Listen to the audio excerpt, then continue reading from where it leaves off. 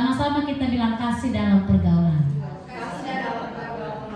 Nah, kalau saya baca ini ya, kasih dalam pergaulan, saya bilang Tuhan, sebenarnya judul peringkop ini adalah hidup yang berkenan kepada Allah, gitu ya.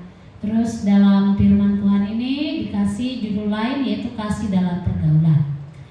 Nah, kalau kita lihat di sini ya Bapak Ibu,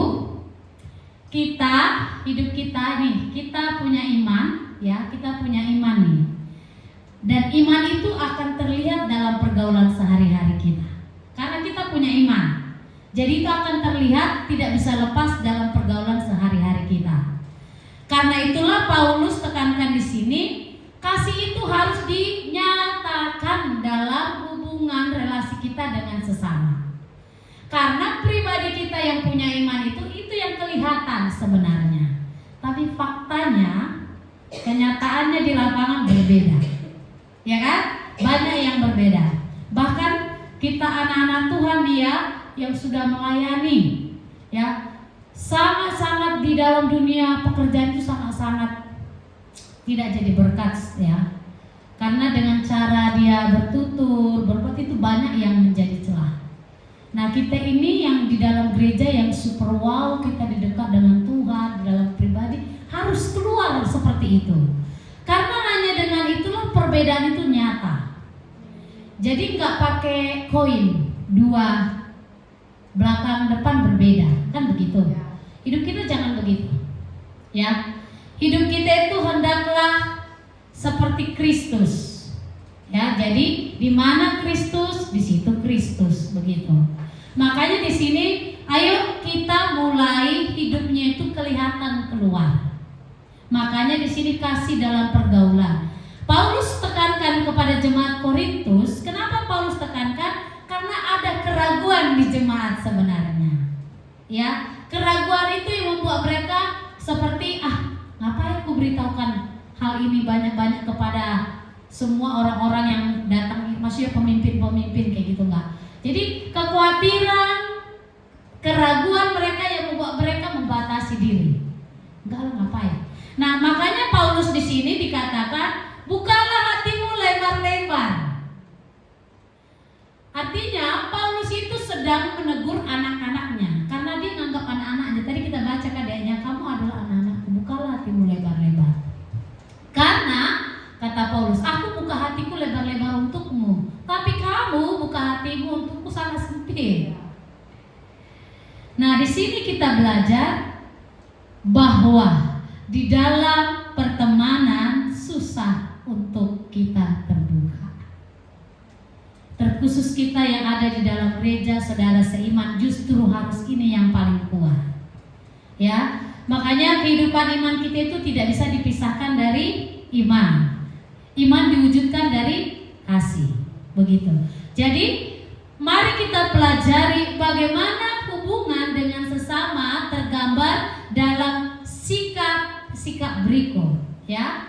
Bagaimana? Jadi kita akan pelajari sifat-sifat apa aja, ya, untuk kita terhadap sesama. Bagaimana kita menggambarkan kasih kita menurut ayat dari pembacaan kita tadi. Nah, karena memang susahnya kelihatan kasih sekarang, maka anak Tuhan yang harus berdiri di situ. Ya. Karena anak Tuhan itu melakukan segala sesuatu untuk Tuhan. Karena ukurannya itu, maka dia melakukannya dengan segenap hati untuk Tuhan. Mau orang lihat nggak lihat, mau orang ucapkan terima kasih nggak terima kasih, karena dia tahu aku dapat upah dari Tuhan. Tidak mengharapkan apa yang dunia kasih, begitu. Nah, inilah yang kita lakukan anak Tuhan keluar. Kalau dasar kita udah benar, keluar juga kita akan benar. Tapi kalau kita pakai topeng, tidak bisa. Suatu hari juga nanti akan kebongkar kalau nggak bertobat, begitu intinya. Tapi kalau bertobat, mau berubah terus, itu akan besar kasih Tuhan, dan itu yang kita kasih bagikan sama orang. Nah, di sini kita belajar yang pertama, bagaimana sifat-sifat yang kita tunjukkan terhadap sesama. Di situ dikatakan satu, bersikap terbuka dengan rekan seiman. Nah, makanya saya bilang tadi, keterbukaan itu diawali dengan kita yang di dalam gereja.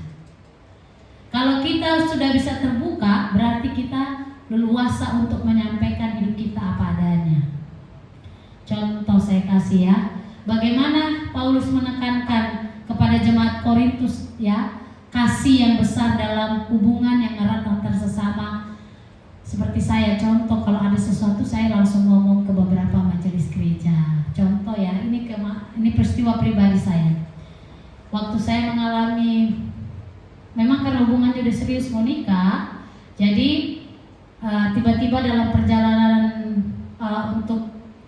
untuk mengambil keputusan seperti itu untuk ke depan, Tuhan izinkan tidak sama dia dengan cara mungkin bagi saya itu tidak baik ya. Kok begini, kok gitu, itu kan manusia ya kan. Tapi saya pikir begini, cara Tuhan memang menyakitkan, tapi itu yang terbaik. Pertama terjadi itu belum mengerti, masih ngomong curhat ya, sama ada bu majelis gereja di Cakung. Ibu, saya putus sama ini. Tuh, kok cerita semua udah gini. Terus ibu itu bilang gini, udah saya sampaikannya kepadamu sejak dulu, janganlah kau sama dia. Ya, aku bilang kan dia udah anak Tuhan Yesus ya. Kan kita nggak ada pikiran-pikiran kalau ini untuk lagi hal-hal yang lain. Udah dia cinta Yesus sudah cukup gitu. Yang lainnya bonus gitu aja. Rupanya tidak semua orang yang mengasihi Tuhan itu bersikap benar untuk melakukan tindakannya begitu. Jadi dari situ saya bilang ya udah itu urusan dia, selesaikan. Saya tetap jadi diri saya di hadapan Tuhan, saya perbaiki diri saya. Nah, hal-hal itu yang membuat saya untuk bersikap benar begitu. Kita yang mengubah diri kita di hadapan Tuhan, jangan kita tuntut orang berubah. Jadi ketika kita sudah beres di hadapan Tuhan, maka itu akan terlihat kok kepada sesama. Ya, bagaimana kita ketika ada teman cerita dia ngalami kayak gitu, kita bisa kasih, oh begini kamu begini, gitu. Karena kita ngalami betapa, ya bagaimanapun pahitnya itu kita lalui bersama Tuhan. Amin. Nah, ketika saya cerita itu kepada salah satu pimpinan ataupun yang paling tinggi lagi atas saya dalam hal untuk pengurusan gereja, hati saya itu seperti plong ya. Terus saya doa pribadi, saya nangis, saya mengampuni, terus saya lepaskan supaya nanti kalau ketemu suatu hari ya bisa bicara dengan baik dengan kasih Kristus begitu. Itu harapan saya dulu. Makanya saya bilang, Tuhan makasih Engkau telah membereskanku untuk aku terbuka. Itu yang saya lakukan, terbuka. Nah, mereka juga teman-teman gereja jadi tahu. Mereka juga gak omongi kok, ya. Mereka justru bilang udah yang terbaik dari Tuhan, gitu. Itu terbuka. Itu contoh simpel nih. Nah, bagi jemaat-jemaat Tuhan mungkin ada beberapa kendala yang dihadapi di hidupnya. Ada Ibu Heni yang 24 jam, begitu ya kan? Ditelepon, dia apa curhat, cerita aja. Ya karena kalau kita terbuka dan jujur akan membuat kita erat persaudaraannya. Bahkan orang yang tahu cerita itu dia tidak akan ceritakan. Kita anak Tuhan gak boleh menceritakan apa yang diceritakan orang kepada kita, supaya kita menunjukkan kepercayaan itu penting. Makanya sangat penting anak Tuhan ini yang menunjukkan kasihnya keluar. Amin. Kalau kita berdiri di dalam kasih ini, maka banyak orang akan mengenal Yesus. Kan intinya itu, apa yang kita lakukan orang kenal Yesus. Nah, dengan demikian kita terbuka, maka hal apa yang bisa kita lakukan untuk keterbukaan ini Bapak Ibu? Berarti ada dibutuhkan hal-hal ya. Dibutuhkan adalah kelapangan hati dan usaha berkelanjutan untuk menjadi terbuka di komunitas orang-orang yang percaya. Berarti ada lapang hati itu kerelaan gitu ya. Kerelaan mau cerita, terus berusaha terus menerus ya untuk kita cerita. Tapi dengan orang yang tepat, yaitu anak-anak Tuhan. Nah, anak-anak Tuhan ini kalau kasihnya penuh di dalam Kristus, dia akan berdiri kuat menjadi pendengar yang baik. Makanya Paulus tegur jemaat Korintus supaya benar-benar menjadi pekerja Tuhan yang luar biasa. Karena di ayat 1 sampai 10 itu Paulus jelaskan dirinya, aku adalah seorang pelayan Allah. Ceritakan walaupun aku mengalami banyak penderitaan, bla bla semua, walaupun aku ini, dia bilang aku haruslah menunjukkan pelayan Allah. Dia sendiri kasih contoh dulu baru dia tegur jemaat Tuhan di ayat yang ke-11. Karena Kristus. Seperti ini, Ibu Heni capek-capek ya kan, doa di kamar terus ya, semua kita supaya jemaat-jemaat Tuhan ini adalah serupa dengan Kristus. Kan intinya begitu. Itu yang tujuannya. Kita setiap hari sama dengan Kristus. Itulah kemauan dari Paulus. Makanya dia tegur, yuk semua kita harus hidup dalam keterbukaan. Ya, seperti aku terbuka untukmu, kalian juga harus terbuka. Nah, harapan Paulus seperti itu, ya kan? Nah, makanya kita harus, yuk kita jadikan firman Tuhan ini, yuk kita terbuka apapun dalam hidup kita. Terkhusus dalam dosa-dosa mungkin kita yang sering jatuh. Ya, ini memang saya juga struggle di sini ya, karena gak semua orang bisa menceritakan titik itu, gitu loh. Tapi kita harus berani kalau kita mau lebih lagi sesuai kehendak Tuhan. Setuju? Katakan amin.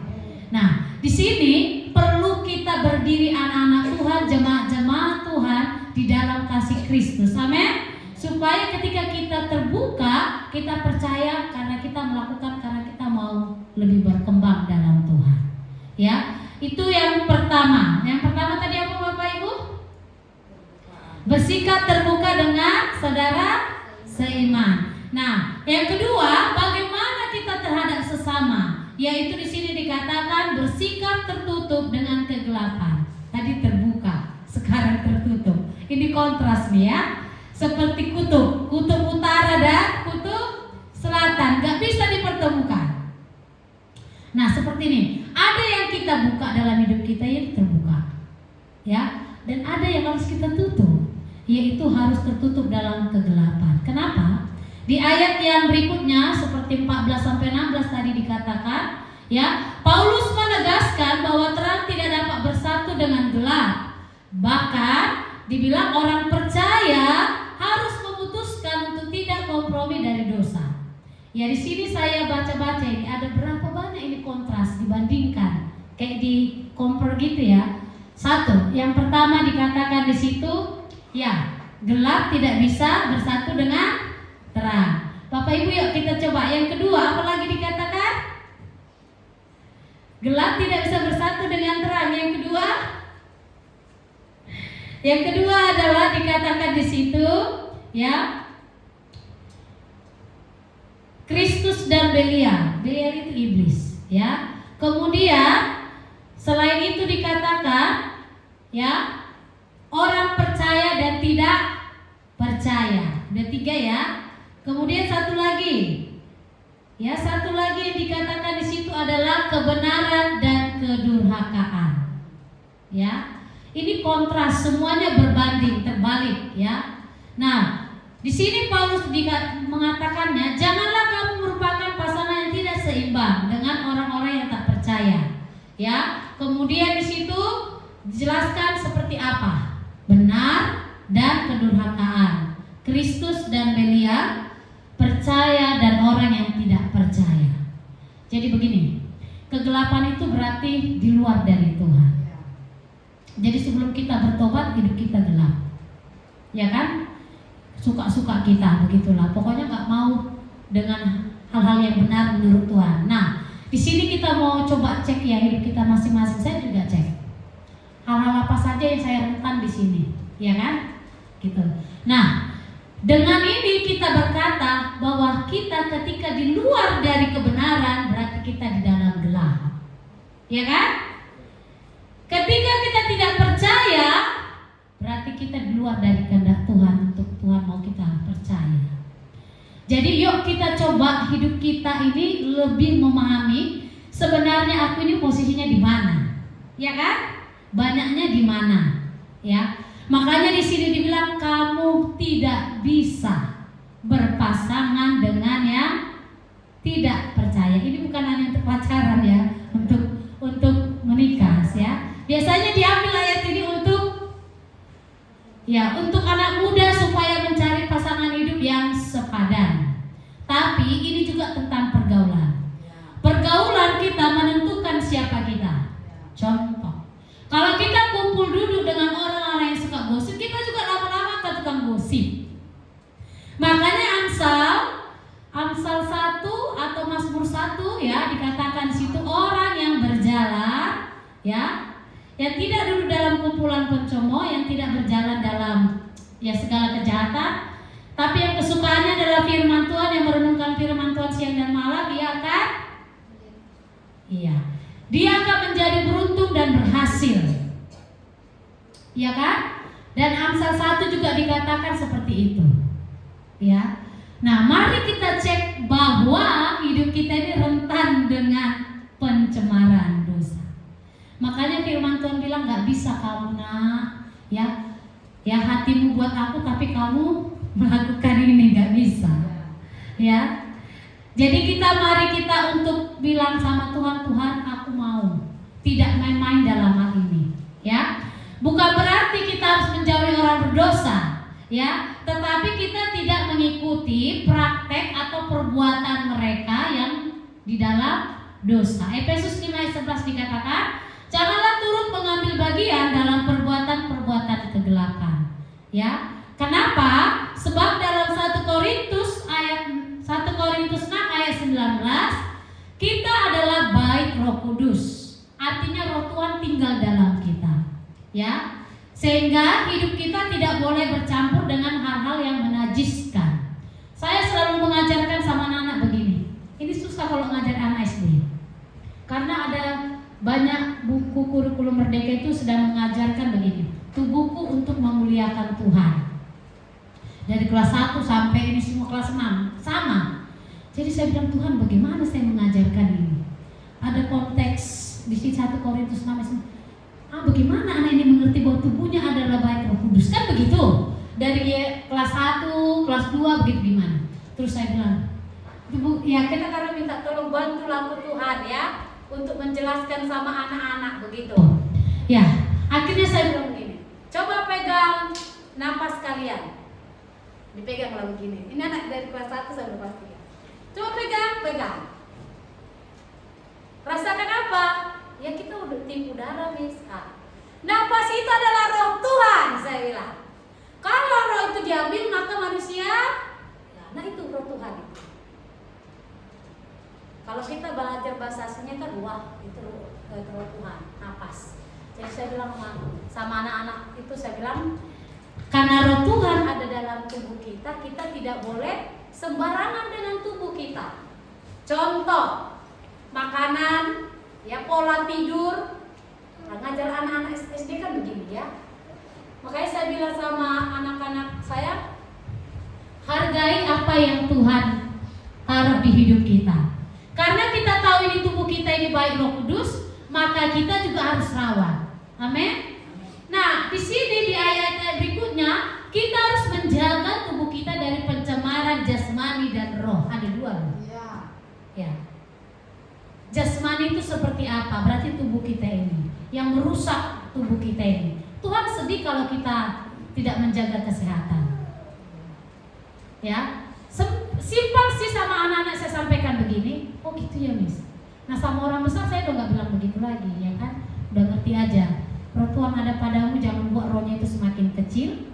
Semakin kau jauh doa, semakin kecil dia. Ada, tapi nggak berfungsi, begitu. Ya, nah makanya kita harus pahami dengan baik. Yuk, karena kita tahu ada roh Tuhan, maka kita harus menutup kegelapan dalam hidup kita. Yang setuju katakan amin. Nggak gampang Bapak Ibu. Saya juga sampai hari ini di situ mengalaminya. Ya, yuk, apa di dalam hidup kita yang masih tinggal bersama Tuhan kita bisa lepaskan. Amin. Nah, bagaimana selanjutnya sikap kita terhadap sesama? Kalau tadi yang pertama, kita harus terbuka dengan saudara seiman. Kemudian kita harus menutup kegelapan dalam hidup kita. Kenapa? Karena tubuh kita ini adalah bait Allah. Itu alasan pentingnya. Yang ketiga, bagaimana kita terhadap sesama? Bersikap hati-hati dengan pencemaran. Ini ada sambungannya dengan kedua, ya. Bersikap hati-hati dengan pencemaran. Kalau bicara pencemaran, berarti yang terkotori, begitu, ya kan? Yang terdeteksi, ya gitulah ya, terkontaminasi gitu ya. Nah, berarti dia adalah suatu yang sudah masuk ke dalamnya, begitu. Nah, Paulus menegaskan perlunya membersihkan diri dari segala pencemaran tubuh dan roh.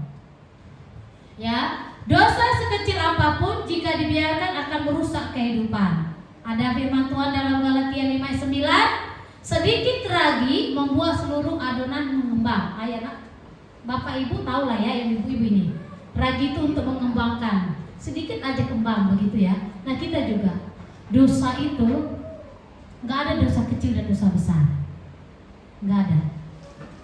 Semakin kita tidak mau melepaskan dosa itu, maka kita merasakan Tuhan itu jauh. Makanya firman Tuhan di dalam tadi ayat yang 2 Korintus pasal 7 ayat 1, kalau kita tinggal di dalam Tuhan, maka janji-janjinya itu diberikan. Janji apa aja. Nah kalau kita tidak mau membersihkan diri, maka janji itu juga nggak sampai. Janji apa aja sih sebenarnya? Yaitu janji firman Tuhan. Tuhan bilang, aku membimbing engkau, aku menyertai engkau, aku memberikan. Dan di ayat-ayat yang tadi dikatakan begitu, aku akan menjadi Allah. Bukan disebut kata-kata itu. Nah kalau kita tidak mau melakukan, dibersihkan, nah itu tidak akan bisa kita dapat. Meskipun Tuhan sudah janjikan itu, tapi kita nggak dapat. Karena apa? Karena kita sendiri meragukannya. Karena kita sendiri tidak mau. Bukan Tuhannya, Tuhan udah kasih itu di awal, ya kan? Nah, jadi hidup kudus bukan pilih tambahan, pilihan tambahan. Hidup kudus itu bukan pilihan tambahan. Artinya begini, oh aku mau kudus nih, bukan. Kita mau tahu hidup kudus itu adalah kehendak Tuhan, kemauannya, berarti kita harus taat, amin. Ya, melainkan kehendak Allah bagi orang percaya. Kita buka 1 Petrus 1 ayat 16. 1 Petrus 1 ayat 16. Kita baca sama-sama ya.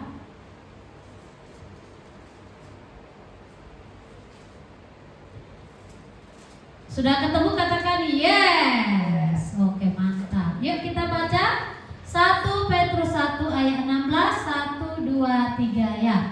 Sebab ada tertulis, kuduslah kamu sebab aku kudus.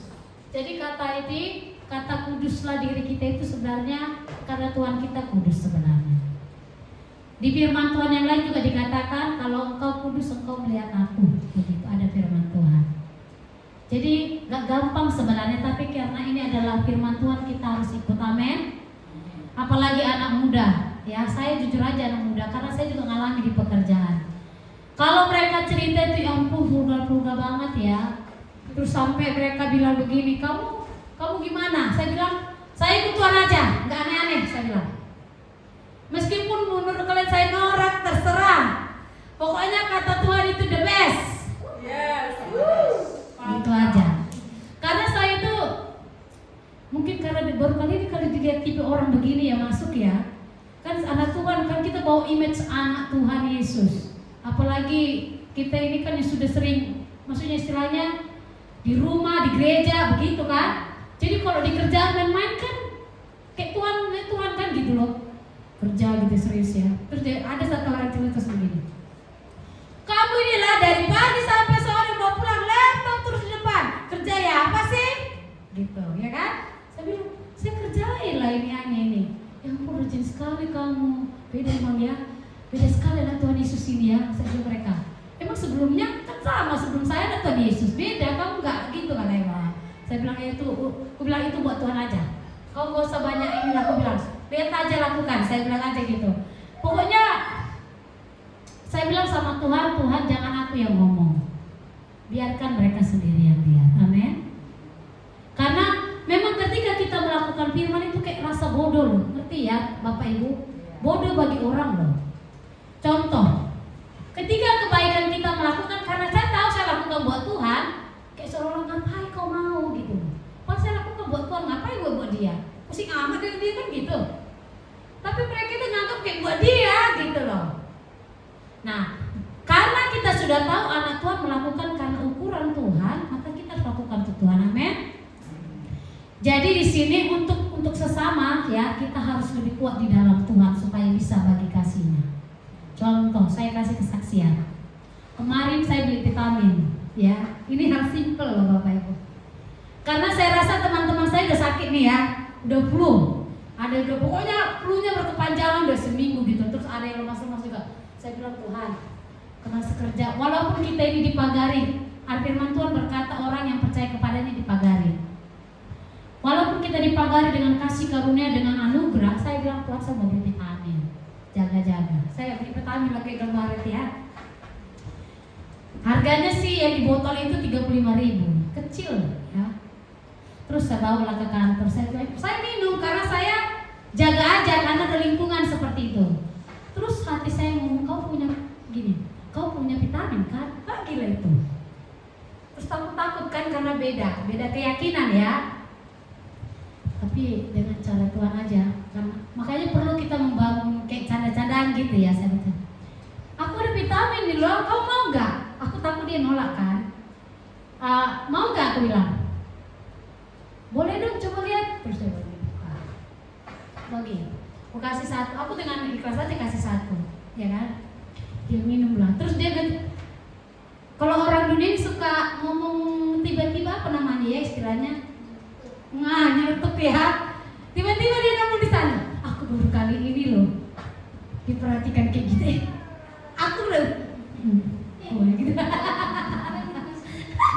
Aku baru kali ini karena nggak pernah kan selama ini kayak gini, kayak gitu.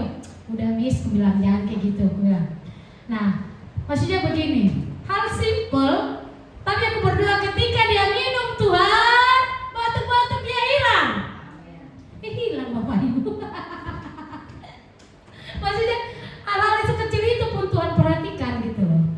Apalagi hal besar, amin. Ya itu simple, tapi saya selalu lakukan itu di dalam pertemanan. Ya. Terus kalau ada teman yang kesusahan, contoh Excel ya, apalah program-program ini untuk teacher. Kalau dibilang bantu dong, ini gimana? Aku ajarin. Aku letakkan dulu ya. Biasanya kan kita nggak tunggu ya. Aku selesai dulu kan? Aku nggak begitu. Langsung letakkan mana? Sini. Maksudnya begini, bukan kita yang kasih perbedaan, tapi Tuhan kasih Tuhan dalam kita itu yang muncul sehingga ketulusan itu kelihatan, nggak dibuat-buat begitu. Karena saat dia nanti buat sesuatu di belakang kita nggak ini, karena melakukan buat Tuhan, ya kan? It's all about Jesus. Makanya saya suka lagu ini. It's all about you, it's all about you, it's all about you, Jesus. It's all about you, it's all about you, it's all about you, Jesus. Dari dulu saya suka lagu ini karena menekankan apapun yang saya lakukan itu tentang Kristus. Ya, jadi mari kita kasih Kristus untuk orang, amin. Karena hanya itu yang bisa kita lakukan selama hidup ini, Bapak Ibu, nama baik. Ya, kita tinggal itu hanya nama baik di dalam Yesus saja yang memberkati banyak orang. Ya, ini yang perlu kita tekankan. Yuk, selama hidup buatlah sesuatu untuk sesama, yaitu kasih dalam pergaulan tadi, amin.